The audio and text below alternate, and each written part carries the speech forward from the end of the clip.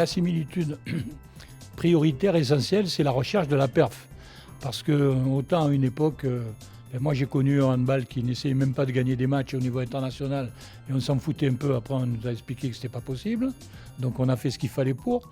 Et puis parfois dans certaines entreprises, on a l'impression que ça ronronne un petit peu. Et là aussi, par la force des choses, par l'ambiance qu'il y a dans le milieu des affaires, les gens se rendent bien compte que maintenant il faut gagner, quoi, parce que si tu ne gagnes pas, tu te mets en danger.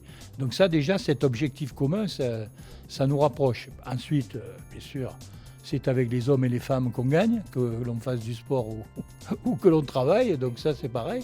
Et ces hommes et ces femmes, en sport et en entreprise, il faut qu'ils soient mis en mouvement de la meilleure façon qu'ils soient.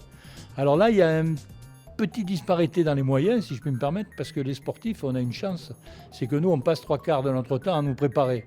En entreprise, une fois que tu es recruté, une fois que tu es lancé dans le bain, après, il faut que tu produises. Voilà, et tu n'as pas toujours une attention de la part des gens qui s'occupent de toi pour te mettre dans le meilleur état possible. Donc, c'est ce que j'essaie d'expliquer, que même si dans le monde de l'entreprise, il n'y a pas ce temps de préparation, il faut quand même essayer d'obtenir les mêmes résultats que nous avons grâce à ça, c'est-à-dire mettre les personnalités, les personnages, les personnels dans le meilleur état possible, avant de les faire travailler ensemble. Ça, c'est la deuxième démarche aussi.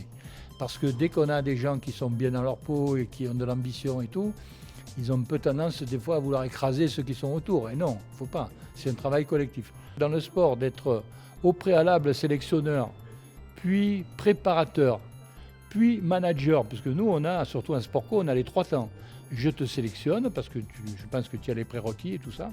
Je t'améliore le plus possible. Et ensuite, je te mets sur le terrain et j'essaie, grâce à toi, de gagner le match. Voilà.